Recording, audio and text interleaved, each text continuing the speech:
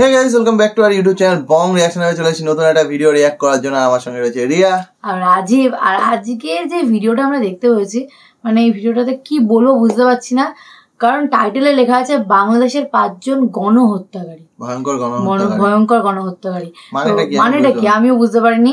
তো ভিডিওটা দেখবো, তাহলে বোঝা যাবে কে বা কাদের কথা বলা হয়েছে আর কেন গণহত্যাকারী বলা হয়েছে। তো চলো বেশি দেরি না করে আগে ভিডিওটা দেখে নিই।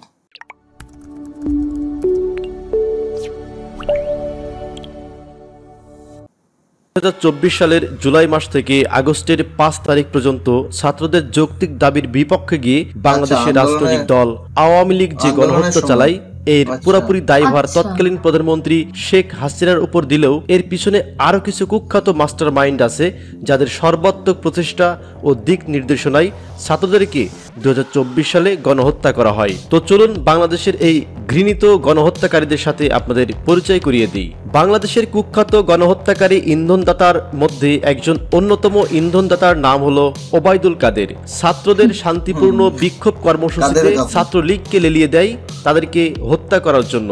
এরপর নিরীহ ও নিরস্ত্র শিক্ষার্থীদের উপরে হায়েনার মতো ঝাঁপিয়ে পড়ে ছাত্রলীগের সন্ত্রাসী বাহিনী। তাদেরকে রাজপথে কুপিয়ে জখম ও হত্যা করা হয়।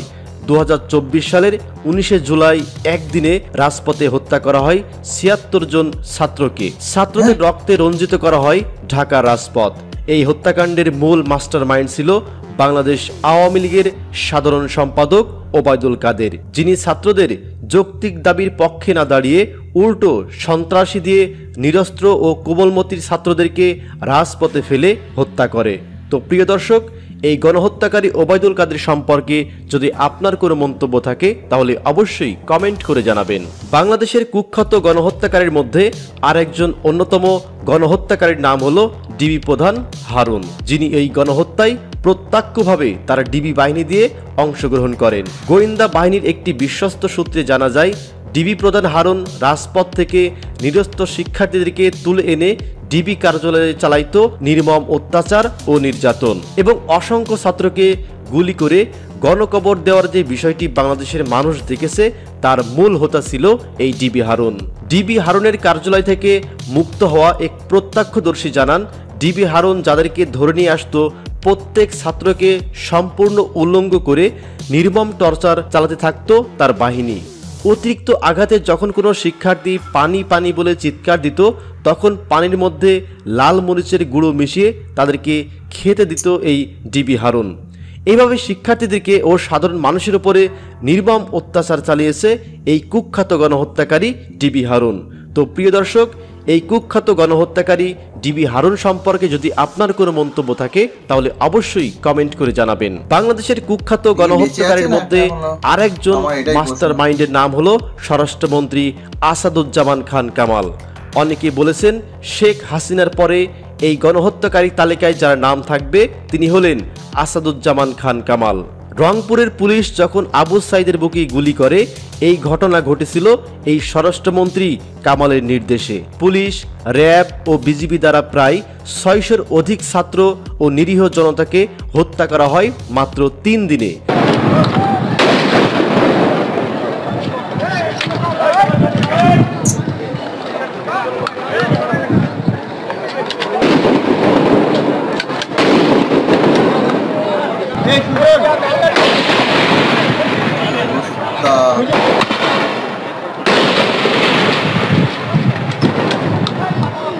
যার মূল মাস্টার মাইন্ড ছিল এই আসাদুজ্জামান খান কামাল।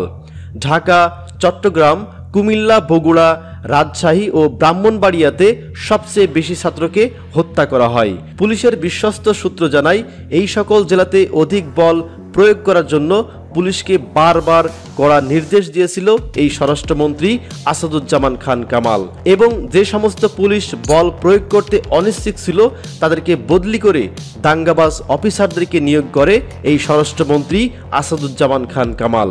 সব মিলিয়ে আমরা বলতে পারি, সারা বাংলাদেশে যে নিরীহ ও নিরস্ত্র 600-র অধিক শিক্ষার্থী হত্যা করা হয়েছে, তার মূল পরিকল্পনাকারী ছিল এই নিকৃষ্ট গণহত্যাকারী আসাদুজ্জামান খান কামালের।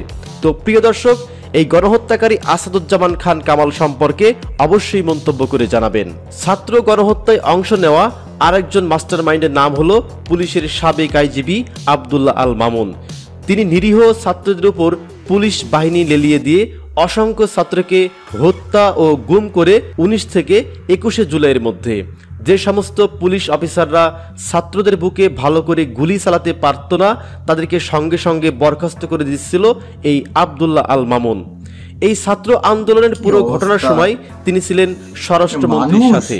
কোন জেলায় পুলিশ কত ছাত্রকে হত্যা করলো তার সঠিক তথ্য স্বরাষ্ট্রমন্ত্রীকে জানাচ্ছিল এই আব্দুল্লাহ আল মামুন, এবং অনেক অফিসাররা ছাত্রদের বুকে গুলি করে সেই ভিডিও পাঠাচ্ছিল আব্দুল্লাহ আল মামুনের কাছে।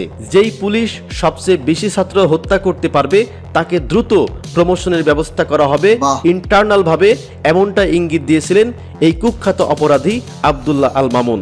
তো প্রিয় দর্শক, এই কুখ্যাত গণহত্যাকারী আব্দুল্লাহ আল মামুন সম্পর্কে যদি আপনার কোনো মন্তব্য থাকে তাহলে অবশ্যই কমেন্ট করে জানাবেন। জুলাই হত্যাকাণ্ডের আরেকজন ঘৃণিত গণহত্যাকারীর নাম হলো হাবিবুর রহমান।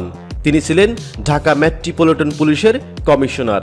প্রকাশ্যে বক্তব্য দানের সময় তিনি বলেন, যারা আন্দোলন করছে এরা সাধারণ ছাত্র না, এরা সবাই বিএনপি এবং জামাত শিবিরের রাজনীতি করে।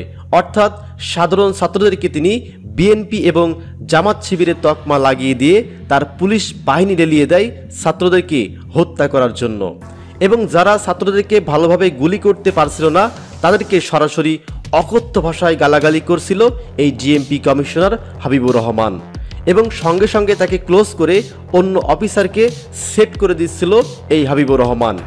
ঢাকা উত্তরা এবং রামপুরাতে 19 তারিখ রাতে যে ভয়াবহ গণহত্যা চলেছে তার মূল মাস্টার মাইন্ড ছিল এই কুখ্যাত হাবিবুর রহমান। এখন পর্যন্ত যে অসংখ্য ছাত্র নিখোঁজ রয়েছে তাদের অনেক লাশ গুম করে দিয়েছে এই হাবিবুর রহমান। তো প্রিয় দর্শক, এই কুখ্যাত হাবিবুর রহমান সহ আজকের ভিডিওতে যে কুখ্যাত গণহত্যাকারীদের তালিকা প্রকাশ করলাম, এই গণহত্যাকারীদের সম্পর্কে যদি আপনার কোনো মন্তব্য থাকে তাহলে অবশ্যই কমেন্ট করে জানাবেন। সকলে ভালো থাকবেন, সুস্থ থাকবেন, ধন্যবাদ সবাইকে।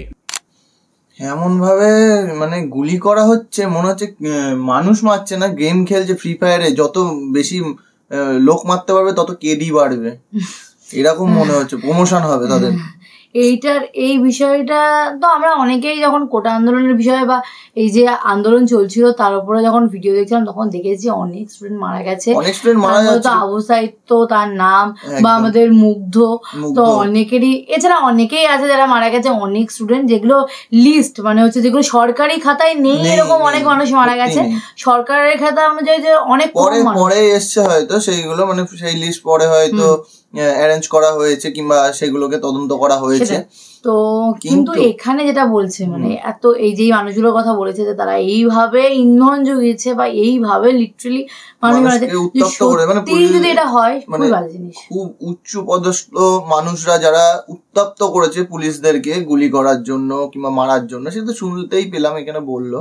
তোমরা আমাদের কমেন্টে লিখে দিলে যে অনেকে মারা গেছে, এখানে খবরে অনেক ভুলভাল বলা হচ্ছে। কিন্তু এই ভিডিওটাতে যে যাদেরকে বলা হয়েছে বা যাদের বিরুদ্ধে এই অ্যালিগেশন গুলো রয়েছে, মানে যারা এইগুলো করেছে বলা হচ্ছে,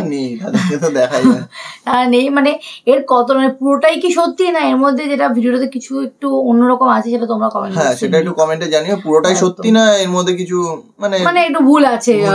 অনেক সময় হয় ভিডিওতে বাড়ি ছাড়াই বলা হয়, তো তোমরা ঠিকঠাক বলো যে এটা কতটা সত্যি। এই ভিডিওটা যেরকম বাড়ি ছাড়ি হয়তো বলার কিছু নেই, আমারও মনে হচ্ছে যে এটার বিষয়ে বাড়ি ছাড়ি কিছু বলেনি, তাও তোমরা কমেন্টে জানিও। চলো যাই হোক, এই ভিডিওটা এখানেই শেষ করছি। সুস্থ থেকো, ভালো থেকো, দেখা হচ্ছে নেক্সট ভিডিওতে, ততক্ষণের জন্য টাটা।